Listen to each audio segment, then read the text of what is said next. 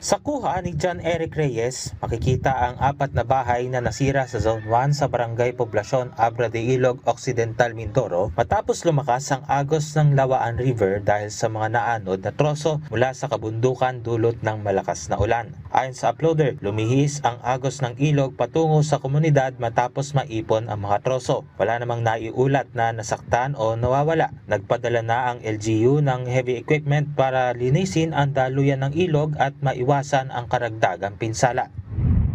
Nasira naman ang kalsada na paakyat sa Barangay Ponderosa sa bayan ng Puerto Galera matapos magkaroon ng malalaking bitak at mga bahaging bumigay sa daan kasunod ng patuloy na pag-ulan. Pinag-iingat ang mga motorista at residente sa pagdaan sa naturang lugar at iwasan ang mga bahaging nasira upang maiwasan ang aksidente. 2 bahay din ang nasira matapos anurin ng baha sa Barangay Bagto sa Nauhan, Oriental, Mindoro dahil pa rin sa malakas na pag-ulan dulot ng bagyong Neneng at Habagat. Makikita sa mga larawan na kuha ni Arlene Panaligan-Nigad na kakaunti na bahagi ng mga bahay na lamang ang natira sa lugar. Patuloy rin ang pagbabantay ng mga otoridad sa sitwasyon sa lugar.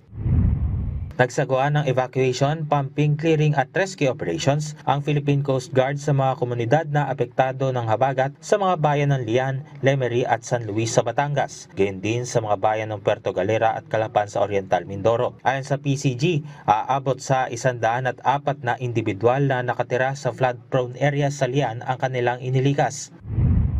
Aabot sa 77 pamilya mula sa 5 barangay sa Calatagan, Batangas ang nabigyan naman ng relief goods ng PCG Substation Calatagan.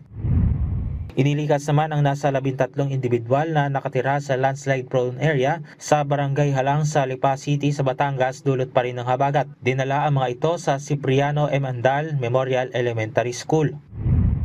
Naglagay na ng warning sign ng mga tauhan ng Lobo Municipal Disaster Risk Reduction and Management Office, katuwang ang iba pang ahensya ng pamahalaan matapos gumuho ang lupa sa bahagi ng Barangay San Miguel sa Lobo, Batangas. Patuloy rin ang pagsasaayos ng Batangas Electric Cooperative 2 sa linya ng kuryente sa lugar matapos mahulog ang poste sa gumuhong lupa. Namahagi naman ang Department of Social Welfare and Development ng family food packs, ready-to-eat food, hygiene, kitchen kits at cash assistance sa mga pamilyang apektado ng habagat sa Mimaropa, La Union, Pampanga, Quezon City, Cordillera at Bulacan. Nagsasagawa rin ang DSWD ng assessment para sa financial assistance at inihahanda rin ang karagdagan pang supply. Patuloy rin na inaalam ang pangangailangan ng mga evacuee at mga pamilyang naapektuhan upang maibigay ang kanilang kinakailangan na suporta. Gab Humilde Villegas, para sa Bayan.